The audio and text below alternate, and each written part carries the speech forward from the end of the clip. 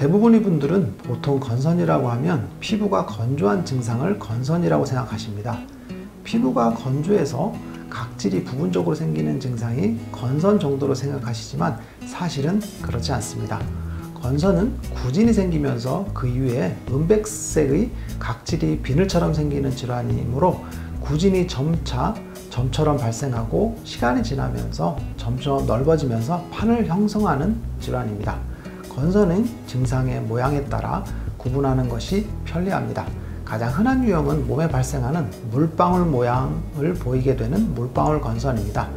작은 물방울 모양의 병변이 매우 많이 발생하는 유형으로, 또 다른 유형은 판상 건선으로 작은 점들이 점차 시간이 지나면서 서로 합쳐지면서 넓은 판을 형성하게 됩니다. 건선은 피부의 국소 부위 혹은 전신에 붉은 반점을 보이면서 하얗게 각질화되는 병을 말합니다. 문제는 건선임을 알아도 치료가 수월하지 않는다는 데 있습니다. 또 나름의 건선 치료 방법으로 완치를 위한 노력을 해보아도 효과가 적고 재발이 잦기 때문에 환자가 매우 괴롭습니다. 만성적인 피부질환인 건선은 겉으로 보기에도 흉한 피부염입니다. 발생할 수 있는 부위도 두피, 얼굴, 팔꿈치, 무릎 등으로 전신에 다양하게 퍼집니다. 심지어 손발톱에도 나타날 수 있는 것이죠. 건선의 원인은 대략 6가지로 파악하고 있습니다. 첫째는 면역병인으로 T세포에 의한 면역반응으로 인하여 염증 반응이 생기고 그 이후에 각질 형성 세포가 증식하여 퍼지는 병입니다. 건선의 피부 병리 중 가장 유력한 원인으로 꼽고 있습니다. 두 번째는 유전적인 요인입니다.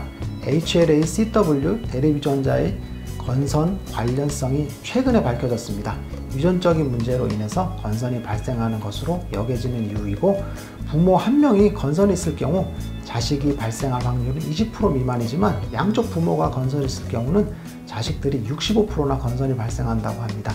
또한 쌍둥이 중에 한 명이 건선이 발생했을 경우 나머지 한 명이 발생할 확률은 58% 정도로 조사되었습니다. 즉 건선은 유전적인 요인이 매우 강한 피부염이라는 것이지요.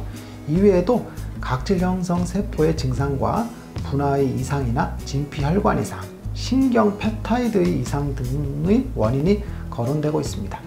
이상을 종합해보면 건선은 면역체계의 혼란으로 인하여 발생하는 것입니다.